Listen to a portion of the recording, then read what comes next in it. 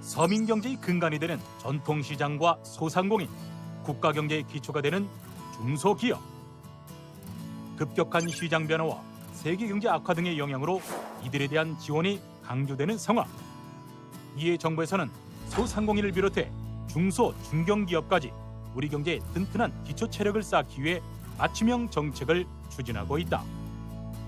먼저 제품력을 갖춘 중소기업을 위해서는 국가대표 공동 브랜드를 제공해 마케팅을 돕고 인지도를 보완하는 브랜드 K. 대기업이 중소벤처기업, 소상공인 등과 상생 공존할 수 있도록 지원하는 자상한 기업 등이 대표적이다. 또 온라인 판로 확보가 중요해지고 있는 상황 때문에 유튜브 등의 온라인과 오프라인에서 소상공인 제품의 구입을 장려하는 같이 삽시다 캠페인이 올해도 계속될 예정. 이 밖에도 본격적인 4차 산업혁명 시대를 맞아 중소기업과 소상공인 누구나 데이터와 네트워크, AI를 활용해 다양한 활동을 펼칠 수 있도록 기반을 조성할 예정이다. 전 세계적으로 중소기업과 스타트업, 이 두 그룹의 효율에 집중하는 지금 우리도 스마트 대한민국 조성과 4대 벤처 강국 구현에 앞장서겠다는 것. 이처럼 중소기업, 소상공인과 함께 튼튼한 대한민국 경제를 위해 추진되는 정책들, 그 자세한 내용을 박영선 중소벤처기업부 장관에게 들어본다.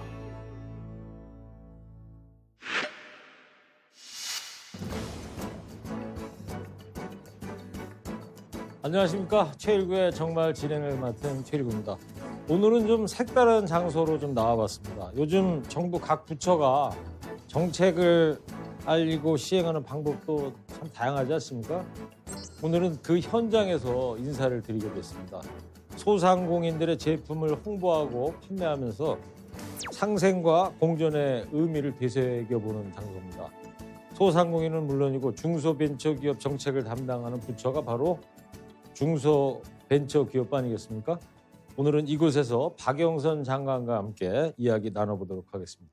안녕하세요. 네, 안녕하세요. 예, 2020년 경자년 새해 첫 폼을 열어주셨어요. 네.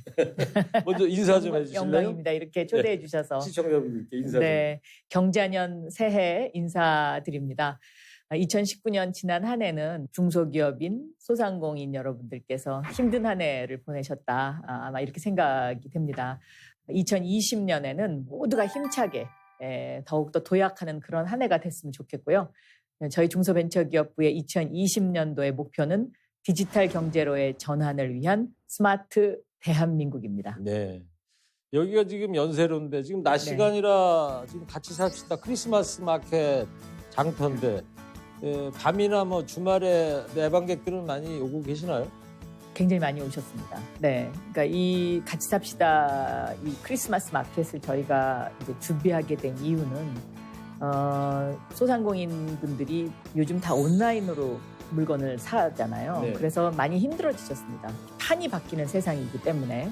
그래서 이제 소상공인들을 좀 함께 응원해드리면서 같이 살아가자라는 어떤 그런 따뜻한 사회를 만들겠다는 그런 이유가 하나 있었고요. 또 하나는 연말 연시를 맞아서 우리 대한민국 국민들이 너무 건조하게 한 해를 보내는 것 아닌가. 네.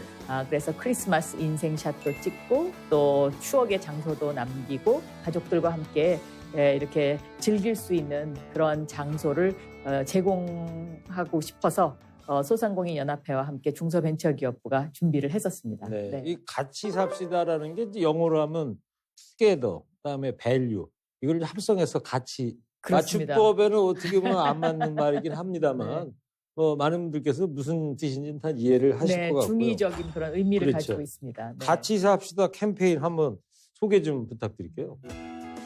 지금 말씀하신 대로 같이 살아가자. 이런 가치가 있고요. 함께. 그다음에 가치 있는 어떤 우리가 일을 하면서 같이 살아가자. 이제 이런 의미가 있고요. 삽시다도 buy, 무엇을 사다라는 그런 삽시다와 live, 함께 살아간다 하는 같이 삽시다입니다. 그래서 요즘 이제 그 4차 산업혁명 시대를 맞아서 모두가 힘들어합니다. 왜냐하면 이제 100년 만에 한 번 나타나는 어떤 기술혁명 판이 바뀌는 시대입니다. 그러니까 100년 전으로 생각해 보면 100년 전에는 마차와 자동차가 공존하던 시기가 있었습니다. 그때 마차를 갖고 있었던 사람들은 다가올 미래에 대해서 굉장히 불안해했을 거고요. 또 자동차를 만들어서 팔아야 되는 사람들은 이것을 또 빨리 팔아서 혁신의 어떤 세상으로 가야 된다. 이제 이렇게 아마 그 마차를 가진 사람과 자동차의 어떤 정책을 밀어야 되는 어떤 이런 두 세력이 충돌했었을 겁니다. 근데 지금 100년 후에 지금도 저희가 상황이 거의 똑같습니다. 그런데 정부 입장에서는 자동차만 계속 사라고 정책을 필 수도 없는 노릇이고요. 그렇다고 마차를 계속 보호하다 보면 뒤처지게 됩니다. 그러니까 100년 전에는 무슨 일이 있었냐면 영국에서 자동차 산업이 먼저 시작했지만 마차를 보호하기 위해서 붉은 깃발법이라는 것을 만들어서 마차보다 자동차가 빨리 못 가게 이렇게 법을 만들어 버렸더니 마차는 어느 정도 보호가 됐을지 모르겠지만 자동차 산업이라는 것 자체가 미국으로 건너가서 그곳에서 꽃을 피워버린. 네. 그래서 결국은 영국과 미국의 그 패권 다툼에서 영국이 지고 미국에게 그 앞자리를 내줄 수밖에 없었던 그런 상황도 있었거든요. 네, 그 유명한 붉은 깃발법. 깃발법. 네. 그런데 지금 우리가 맡고 있는 지금 이 21세기의 2020년이 바로 그러한 상황이 계속 반복되고 있는 것입니다. 네. 그래서 정부 입장에서는 마차도 보호하고 또 자동차도 혁신을 해서 추진을 해야 하고 이런 어떤 두 가지 투 트랙의 정책을 펴야 하는 쉽지 않은 시기입니다. 네. 그래서 지금 여기 녹화가 진행되고 있는 이곳 연세로 같이 삽시다 크리스마스 마켓인데요. 제가 듣기로는 이 국내에서는 이 크리스마스 마켓이 최초다 이런 얘기가 있더라고요. 본격적으로 이렇게 이제 소상공인을 위한 크리스마스 마켓을 준비한 것은 아마도 유럽의 이것이 사실은 유럽의 전통입니다. 그러니까 네. 유럽이 12월 한 달 동안을 크리스마스 마켓이라는 걸 만들어서 소상공인, 노점상 이런 분들과 함께 그 뜨거운 와인도 팔고 뭐 크리스마스 선물도 팔고 해서 이제 시민들이 그곳에 가서 물건을 사주면서 함께 살아가는 정을 나누는 이제 그런 전통이 있는데요. 이번에 중소벤처기업부하고 소상공인연합회하고 해봤는데 반응이 좋습니다. 네. 그래서 올해부터는 이것이 하나의 소상공인을 위한 정책으로 정착될 수 있었으면 하는 그런 생각을 하고요. 이 같이 삽시다 캠페인을 사실은 지난해 가을부터 저희가 그 신중부시장, 서울의 신중부시장이 건어물 축제 때부터 시작을 했었습니다. 그래서 그래요? 같이 삽시다 텔레비전을 만들어가지고 간헐적으로 이제 쭉 방송을 해봤었는데요. 울산에 가서 우수시장 박람회에서도 해봤고요. 그리고 제일평화 화재독기 특별 판매전 때도 했었고요. 또 대한민국 상공인 대회 일산에서 했던 그 소상공인 대회에서도 했었는데 반응이 좋았습니다. 네. 그래서 지난번 같이 삽시다 연세로에서 했던 그 크리스마스 마켓의 같이 삽시다 텔레비전의 뷰가 그 행사를 하면서 100만 뷰를 넘어섰거든요. 그래서 앞으로는 같이 삽시다 플랫폼을 많이 애용을 해주시고 또 같이 삽시다 TV를 많이 시청을 해주시면 거기서 물건을 좀 많이 싸게 살 수 있습니다. 그러니까 같이 삽시다 플랫폼에는 대한민국을 대표하는 브랜드 K 또 뭐 100년 가게 이런 어떤 중소기업 소상공인들의 제품이 거기서 판매가 되는데 다른 것보다 싸게 팔고요. 네. 또 거기에 입점하시는 분들의 수수료가 5%입니다. 그런데 다른 곳에서는 수수료가 15%를 넘어간다고 해요. 그러니까 물건을 파는 사람이나 사는 사람이나 다 싸게 서로 상부상조하는 그런 플랫폼입니다. 네. 네. 그 크리스마스 마켓은 누구 아이디어로 이렇게 그때 하신 거예요? 그거는 제가 좀 아이디어를 많이 냈습니다. 알겠습니다. 뭐 워낙 아이디어가 많으신 장관님이시니까.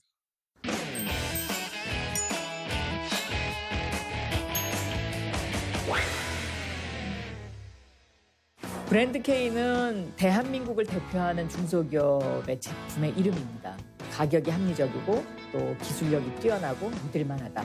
요 마크가 붙어있는 그 제품의 경우에는 이것은 대한민국 정부가 보증한다. 국민과 함께 가는 그런 브랜드로 좀 정착되기를 바라고 있습니다. 그 조금 전에 이제 브랜드 K 말씀하셨는데요. 이 중소기업의 국내외 판로 개척을 위한 정책인데 브랜드 K 다시 한번 좀 설명 좀 부탁드릴게요. 브랜드 K는 대한민국을 대표하는 중소기업의 제품의 이름입니다. 가격이 합리적이고 또 기술력이 뛰어나고 믿을만하다. 이 세 가지 컨셉을 가지고 있습니다. 작년 9월 달에 대통령님 모시고 태국에 가서 처음 론칭을 했었고요. 네. 브랜드 K의 홍보 대사가 대한민국 대표 축구 선수 박지성 선수입니다. 아, 그래요? 네. 그래서 그때 그 박지성 선수가 태국에 왔었어요. 그래갖고 형 거기 왜 나타났어? 이런 기사가 그 당시에 클릭 수가 가장 많은. 예, 저도 본 것 같아요. 그렇죠. 그래서 박지성 선수가 홍보 대사인 이유는 박지성 선수처럼 대한민국을 대표하는 제품이다, 선수다, 이런 의미로 이제 저희가 이것을 꾸려가고 있는데요. 그 이후에 두바이에도 한번 가서 론칭을 했었고요. 또 미국에도 론칭을 했는데 현재 이 브랜드 K가 효과가 상당히 있습니다. 어떤 분은 이것이 브랜드 K가 아리랑 TV로 방송되는 것을 보고요. 아리랑 TV를 통해서 바이어가 구매가 들어와서 수출이 20배가 늘은 분도 있습니다. 네. 특히 이제 화장품이나 이런 계통으로는 우리가 K-뷰티가 강하지 않습니까? 그래서 굉장히 그 많은 그 효과를 냈는데 작년까지는 39개 제품만 있었고요. 올해 이제 60개를 더 선정합니다. 60개를 선정하는데 작년 연말에 이제 공모를 마쳤고요. 60개를 선정을 해서 올해는 100개 제품을 가지고 한러 30주년 행사라든가 이런 어떤 해외 론칭을 계속할 예정으로 있습니다. 예. 그런데 이 100개를 선정하는데 60개를 더 선정하는데 국민심사단이 선정을 할 겁니다. 그래서 국민과 함께 크는 브랜드 K 이런 어떤 그 이미지로 홍보와 또 이런 어떤 론칭 계획을 더 확산할 그런 생각으로 있습니다. 네. 브랜드 K 성과가 아주 좋은 것 같은데 그래도 중소기업이 이제 해외 진출하는 게 뭐 쉽지만은 않을 것 같은데 정부가 앞으로 어떤 역할을 해야 한다고 보십니까? 지금 말씀하신 대로요. 중소기업들이 제일 어려워하는 게 해외 마케팅입니다. 그리고 이제 브랜드 파워인데요. 이 브랜드 파워를 만드는데 이제 너무 많은 그 노력과 자본이 들어가니까 그래서 국가가 대신해서 브랜드 K라는 통합 브랜드를 만들어 드리는 거죠. 네. 예를 들면 스위스의 그 왜 십자가 표시가 있는 스위스 칼 그렇죠. 기억나시죠? 예. 그러면 사람들이 그 스위스가 국가가 보증한다는 그 마크를 보고 물건을 사게 되는 거죠. 예. 똑같이 브랜드 K라는 이 여기 지금 이 컵에 있는데요. 있군요, 정말. 요겁니다, 요거. 여기 있구나. 예. 네, 요거. 고기는 같이 삽시다 컵이고요. 예. 그래서 요 마크가 붙어 있는 그 제품의 경우에는 이것은 대한민국 정부가 보증한다.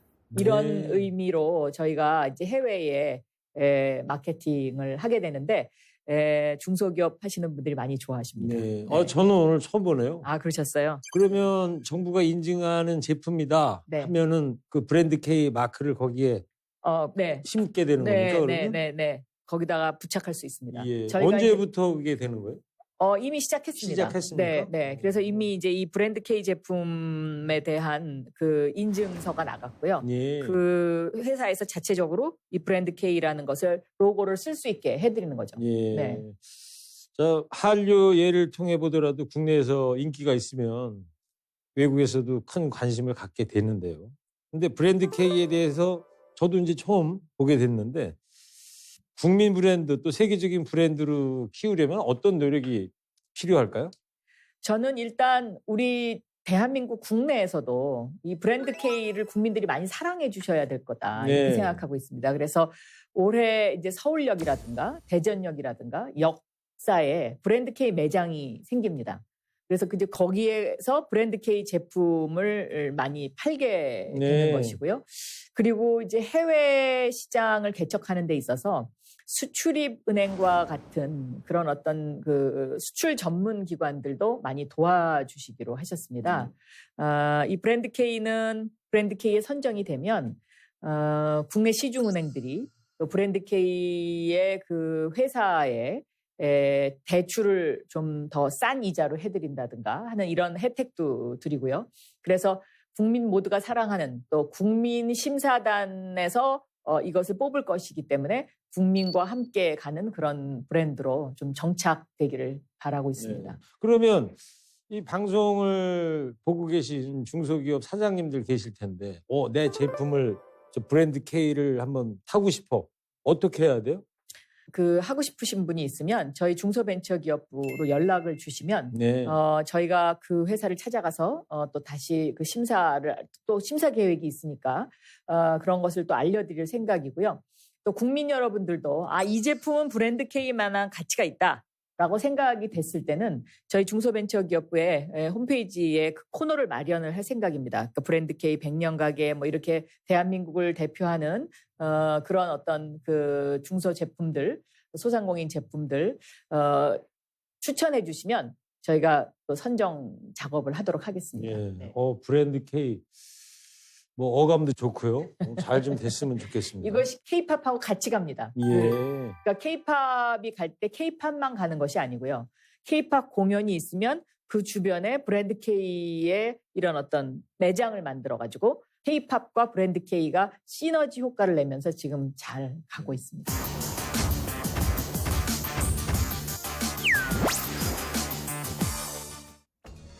(2019년) 경제기 화두가 됐던 일본과의 무역 전쟁.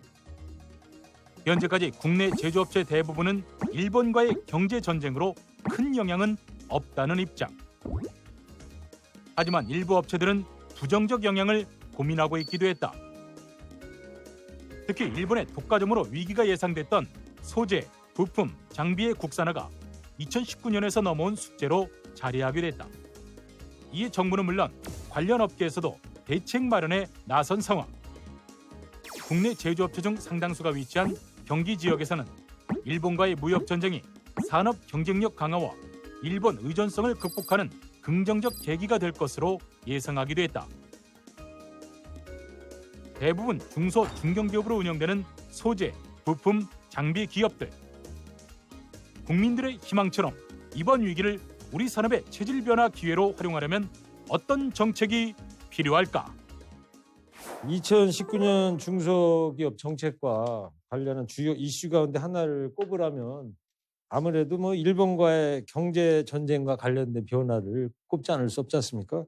일본과 경제 전쟁, 중소기업에게는 어떤 의미였을까요? 중소기업에게는 매우 위기였지만 이 위기를 우리가 단합된 마음으로 극복할 수 있는 기회이기도 했다. 네. 이렇게 설명드릴 수 있겠습니다. 예. 네. 그 소부장이라고 그러잖아요. 소재 부품 장비. 네. 국산화가 이제 2019년 한 해 그리고 앞으로 장기적인 이제 과제로 남아 있는 건데요.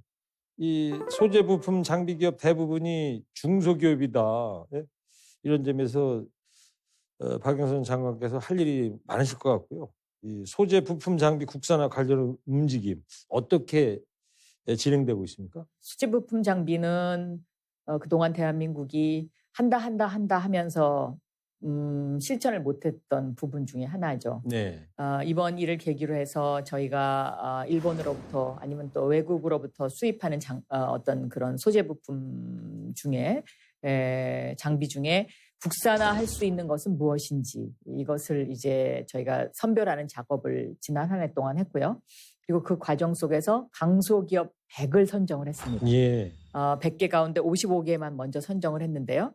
이것도 국민배심원단 그리고 전문심사단이 함께 모여서 선정 작업을 했었습니다. 그래서 거기서 뽑힌 55개 기업들과 함께 앞으로 정부의 지원이 5년간 약 180억 정도가 지원됩니다. 근데 단순하게 정부 지원만 가지고 이것이 뭐 시장에서 경쟁력을 가질 수 있다라고는 생각하지 않고요. 네. 정부에서 그만큼 지원을 해드리니까 더 힘내시라는 의미입니다. 그리고 더 열심히 하자. 그리고 마음을 모아보자. 이제 이런 의미인데요. 특히 그 가운데 이제 불화수소 같은 경우에는 국민들께서 많이 그 당시에 염려를 하셨었는데 불화수소는 이제 어느 정도 일본으로부터 꼭 수입하지 않아도 될 정도로 저희가 자립도가 높아졌습니다. 네. 이제 이런 어떤 그 부품, 이런 어떤 그 품목들이 앞으로도 좀 지속적으로 나올 것이다. 이렇게 기대를 하고 있습니다. 네. 소재 부품 장비, 이 중소기업의 막 기술이 뛰어나더라도 그것을 사주는 이제 대기업이 있어야 되는 건데 그래서 박영선 장관께서 항상 강조해 오신 게 이제 연결의 힘 그게 이제 작동이 돼야 될 것 같은데 이와 관련된 뭐 그동안의 성과나 올해 계획 같은 거 좀 있으면 말씀해 주세요. 작은 것을 연결하는 강한 힘. 제가 이제 이 얘기를 굉장히 강조를 많이 했는데요. 예. 실제로 말이 씨가 된다고 말을 열심히 하고 그렇게 이제 소개를 중소벤처기업부를 소개하면서 그렇게 하니까 많은 분들이 호응을 해주셨습니다. 네. 그래서 특히 이제 이게 소재 부품 장비가 자립을 하더라도 우리나라 대기업에서 이 물건을 사줘야 되거든요. 그래서 저희 중소벤처기업부가 주로 일본과의 어떤 무역 전쟁에서 중점을 뒀던 방점을 뒀던 부분은 대기업과 중소기업의 분업적 협력이었습니다. 그러니까 대기업의 수요가 있고 또 중소기업이 이것을 생산할 수 있고 또 세계적으로 시장성이 있고 경쟁력이 있는 곳 이곳을 서로 엮어드리는 일. 네. 이 일을 이제 저희가 하고 있고 이것을 하는 그 조직이 상생협력위원회입니다. 그래서 이 상생협력위원회는 황철주 이제 위원장님이 위원장으로 있는 민과 관이 함께 움직이는 기구인데요. 이 기구에서 이제 앞으로도 그렇게 대기업의 수요가 있는 제품을 중소기업과 연결하는 일을 계속적으로 할 그런. 네. 중소기업 담당 장관이시니까 현장도 참 많이 다니셔야 되겠어요. 네. 많이 다니려고 노력하고 있습니다. 예. 네. 그 자상한 기업이다. 그래서 자발적 상생 협력 기업의 확대 필요하고 이제 중요한 일입니다. 그런 점에서 연결해서 그치지 않고 지속적으로 이걸 끌고 가야 될 텐데 연결된 기업들이 지속성을 갖고 발전하려면 어떤 노력들이 필요할까요? 지난해 저희가 자상한 기업, 그러니까 자발적 상생 기업을 10곳을 맺어드렸습니다. 네. 처음에 자상한 기업 1호가 네이버였죠. 이 네이버와 소상공인 연합회를 연결을 해드려서 네. 네이버가 운영하는 스마트 상점 이곳에 이제 소상공인 그 제품 중에 경쟁력 있는 것을 그곳에 올려드리기도 하고 또 소상공인들이 스스로 그 홍보 영상이나 뭐 이런 것을 만드는 데는 비용이 많이 들어가잖아요. 네. 근데 네이버가 파트너 스퀘어라는 곳을 오픈을 했어요. 그래서 종로에도 오픈하고 홍대 앞에도 오픈하고 강남에도 있고요. 또 지방에 부산에도 있고 광주에도 있습니다. 올해는 아마 대전에 문을 열 계획인데요. 그곳에 가시면 소상공인 여러분들이 찍고 싶은 사진 무료로 찍을 수 있는 스튜디오가 마련돼 있고. 내 물건을 가져가세요? 그렇습니다. 그곳을 애용하는 소상공인들이 지금 늘고 있고요. 좀 더 저는 많이 활용해 주셨으면 좋겠다. 그거 아무나 가서 해도 되는 거예요? 그렇습니다. 네. 두 번째는 이제 제가 포스코하고 맺었는데 예. 포스코와 벤처 캐피탈 협회를 연결을 해드렸어요. 그래서 포스코가 1조 펀드를 조성한다는 어떤 MOU를 맺고 벤처 캐피탈 협회에게 당신들이 알아서 요즘 그 4차 산업혁명의 신기술을 갖고 있는 스타트업에 투자를 해서 우리가 좀 유니콘을 많이 키워보자. 이런 의미로 이제 그렇게 해드렸고요. 네. 우리은행 같은 경우에는 여성경제인협회하고 맺어드렸는데 보통 이제 여성경제인들이 회계에 좀 약하지 않습니까? 그러니까 우리은행에서 그 회사 회계에도 좀 컨설팅을 해주고 또 여성경제인협회에서 그 기업이 대출할 때 대출도 좀 싼 이자로 해주고 그래서 서로 굉장히 잘 지내고 있습니다. 네. 또 KB 하나은행 같은 경우는 요 앞에 연세대학교의 기술지주 회사와 이노비즈 협회와 이렇게 이제 삼각관계를 제가 맺어드렸는데 KB 하나은행이 연세대학교의 기술지주 회사에 어떤 기술을 투자하는 데 있어서 이노비즈 협회가 컨설팅을 해주는 거죠. 이 기술이 앞으로 시장성이 있다 없다. 뭐 이런 어떤 이런 관계를 맺어드렸고요. 또 삼성전자 같은 경우는 스마트 공장을 업그레이드하는 작업을 지금 굉장히 열심히 하고 있습니다. 그래서 삼성형 스마트 공장, 그러니까 삼성에서 만든 그 스마트 공장을 중소기업들이 와서 보고 나도 저것이 필요하겠다라고 신청을 하면 정부에서 3, 삼성에서 3, 그리고 그 기업에서는 4 예. 이렇게 비용 부담을 합니다. 정말 바쁘시겠어요. 네, 좀 바쁩니다. 얘기 그 듣는 많은 중소기업하고 대기업하고 협회 이렇게 연결을 하러 다니시려면 정말 눈코 틀 수 없으실 것 같아요. 네.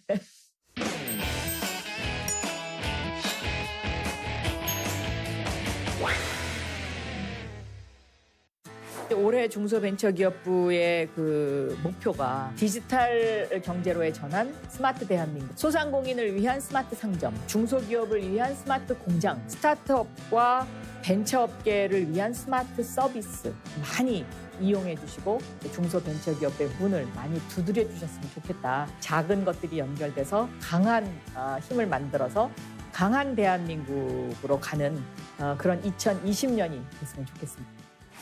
2020년 이제 올 한 해 중소벤처기업부가 어떤 활동을 해 나갈지 참 기대가 되는데 그동안 또 DNA 코리아를 강조해 오셨단 말이에요. DNA 코리아 이게 뭐예요? DNA, 데이터, 네트워크, AI의 약자입니다. 아 그렇군요. 네, 그래서 세계 최강의 DNA 코리아가 돼야 된다. 네. 이것이 이제 중소기업, 그러니까 한마디로 이제 중소벤처기업부에서 4차 산업혁명 시대에 맞는 혁신을 해나가자 이런 말씀인 것 같은데. 네. 자, 현 시점에서 DNA 코리아가 중요한 이유 설명 좀 해주세요. 4차 산업혁명의 핵심을 꼽으려고 그러면 바로 이 DNA입니다. 그러니까 빅데이터를 네트워크를 통해서 AI에 어떻게 빠르게 접목시키느냐의 문제이거든요. 네. 그런데 여기서 네트워크는 우리가 5G를 세계 최초로 2019년에 상용화했고요.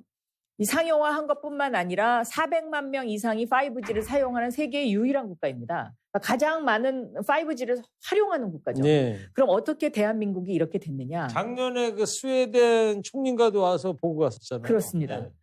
대한민국이 이렇게 된 거는 2000년대 초반에 김대중 정부 시절에 초고속 인터넷망을 전국적으로 깔면서 인프라를 만들었기 때문에 그런데요. 네. 실질적으로 어떤 한 나라에 이렇게 인구가 5천만 명이 이상이 되는 나라 중에서 이렇게 인터넷망이 전국적으로 깔려 있는 나라가 많지 않습니다. IT, 특히 IT 인프라에 있어서는 세계 최강국입니다. 그런데 여기에다가 이제 5G까지 제일 먼저 상용화하고 지금 많은 400만 명 이상이 쓰고 있으니까요. 많은 국가들이 한국에서 데이터를 어떤 소프트웨어나 이런 것을 개발을 해서 빅데이터를 통해서 5G를 이용해서 AI에 접목시키는 이것이 한국에서 성공하면 그것은 세계적으로 시장성을 인정받은 것이다. 경쟁력이 있다. 이제 이렇게 판단을 할 수 있기 때문에 한국을 찾는 그 외국의 글로벌 기업들이 요즘 굉장히 많이 있습니다. 그래서 저희 중소벤처기업부가 올해 여기에서 이제 제조 데이터 센터라는 것을 이제 하는데요. 이 제조 데이터 센터는 스마트 공장의 주무부서로서 스마트 공장에서 일어나는 각종 데이터를 저희가 데이터 센터를 통해서 인프라를 구축함으로써 이제 이것을 더 업그레이드할 수 있는 어떤 방법이 없는지 그리고 AI와 접목시킬 수 있는 그런 창구를 만들기 위해서 지금 이것을 하는 것이고요. 네. 대기업들은 알아서 잘 하죠. 이제는 대한민국의 대기업들은. 그런데 중소기업들은 아직까지도 이런 어떤 빅데이터를 분석한다든가 AI와 접목시키다든가 하는 이런 일에 알지만 힘이 붙여서 못하는 경우가 많이 있습니다. 그래서 저희 중소벤처기업부가 이런 중소기업들의 업그레이드 작업, 디지털화 작업을 위해서 이런 것을 이제 저희가 지원을 해드리려고 이것을 준비하고 있는 것이고요. 네. 그래서 이제 올해 중소벤처기업부의 그 목표가 디지털 경제로의 전환, 스마트 대한민국인데요.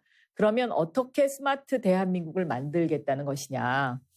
소상공인을 위한 스마트 상점, 중소기업을 위한 스마트 공장, 그리고 스타트업과 벤처업계를 위한 스마트 서비스. 이렇게 세 가지로 정리할 수 있겠습니다. 네. 제가 이 최일구에 정말 진행을 맡으면서 오늘도 참 공부를 많이 하고 있습니다. DNA 코리아. 이거 뭐 장관님이 장명하신 거예요? 아니면 학계나 산업계에 이미 일반화된 용어입니까? DNA라는 말은요. 전 과기부 장관이셨던 유영민 장관님께서 이 말을 만드셨고요. 네. 세계 최강의 DNA 코리아라는 말은 제가 만들었습니다. 근데요, 그 DNA 코리아 이게 대기업은 그래 자동화도 좀 필요하고 인공지능도 좀 필요할 것 같아. 근데 소상공인이라든가 중소기업에도 이런 4차 산업혁명이 필요한 이유 뭐예요?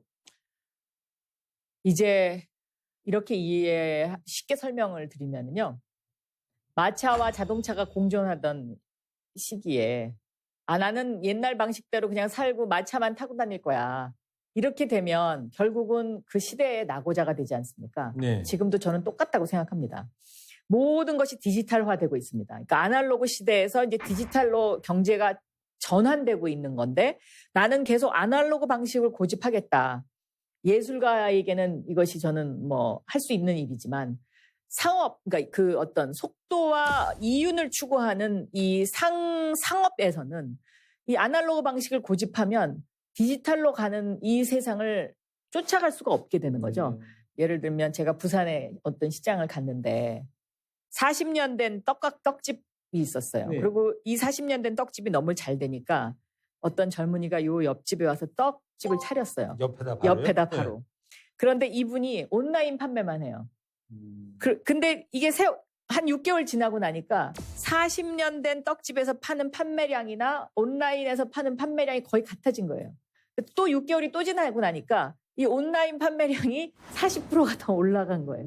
그러니까 이 40년의 그 경험을 가졌던 이 떡집 주인 아저씨께서 저한테 뭐라고 하냐면 우리도 온라인 판매하게 해달라. 예. 근데 내가 저거 어떻게 하는 건지 모른다. 어? 그래서 저희가 이제 그럴 때 도와드리는 거죠. 그러면 저희 같이 삽시다 TV에서는 예를 들어서 이런 떡집의 현장 이런 분들 떡집 떡 같은 것을 실질적으로 방송을 하면서 온라인으로 구매하게 만들어 드리거든요. 그러니까 이런 어떤 전환, 온라인으로의 전환 이것도 제가 보기에는 스마트 상점화되는 굉장히 중요한 요소 중에 하나다. 사실 뭐 50대, 60대만 돼도요. 상점에 있는 키오스크 가서도 이거 어떻게 해야 되지 그런 경우가 좀 약간 있거든요. 예. 낯설죠. 설명서는 네. 있는데 뭐 네. 카드를 넣어주세요 뭐 하는데 맞아요. 잘 안 되는 경우가 있긴 있는데. 예. 그러니까 지금 뭐 우리 옛날 얘기하면 제가 1980년대 MBC 입사했는데 처음에 우리 들어갔을 때 그 컴퓨터 도메인 그걸 가르쳐 줬어요. 회사에서. 그래갖고 그때 우리 신입생들이 이런 소리 했어요. 우리 방송하러 왔지 이런 거 배우러 오지 않았다. 어? 그런 지금 어떻게 보면 맞아요. 80년대에 그 컴퓨터를 처음 배웠던 그 낯설음. 그 시대가 다시 온 거죠, 지금. 또 그거보다 한 단계 더 업그레이드된. 예, 알겠습니다. 자, 중소벤처기업부 관련 올해 예산도 많이 늘었다고 알고 있습니다. 2020년 올 한 해 주요 계획이 어떤 것이 있습니까? 저희는 올해 예산이 이제 스마트 대한민국을 스마트화 시키는 건데요. 예를 들어서 스마트 서비스 그러면은요. 애프터 서비스의 반대 개념이다. 이렇게 생각하시면 쉬우실 것 같아요. 애프터 서비스의 네. 반대. 그러니까 결국은 스마트 서비스 그러면 빅데이터를 분석을 해가지고 미리 예측하는 거죠. 아, 저기는 앞으로 장사가 잘 될 것 같아. 저 상권은 인구가 뭐 예를 들어서 지하철역에서 나오는 사람은 몇 명이고 그다음에 여기에 똑같은 치킨집이 몇 개가 있고 그래서 빅데이터를 분석을 해보면 여기는 하루 매출이 얼마다. 이런 어떤 예측이 가능하잖아요. 네. 그런 의미의 스마트 서비스 이제 이렇게 이해를 하시면 좋겠는데 저희 예산이 그래서 스마트 상점, 스마트 공장, 스마트 서비스 이렇게 이제 집중되어 있고요. 그 중소벤처기업부 예산 가운데 여기에 이제 추가로 저희가 해야 되는 것이 규제자유특구를 활성화시키고 더 확대하는 것입니다. 이게 규제를 푸는 것. 작년에 뭐 부산의 블록체인 규제자유특구 뭐 이런 식으로 세종의 자율주행차 이런 식으로 이제 규제자유특구를 전 세계에서 처음으로 지역으로 설정을 했었고요. 그 다음에 이제 중소 제품들의 해외 수출을 위한 브랜드 K. 그리고 우리 모두 함께 같이 살아가자는 같이 삽시다. 이것이 이제 저희 올 한 해 중소벤처기업부의 운영 테마다 이렇게 이해를 하시면 되고 이것의 전체를 관통하는 단어가 한마디로 뭐냐? 디지털 경제로의 전환입니다. 네. 디지털 경제로의 전환. 네.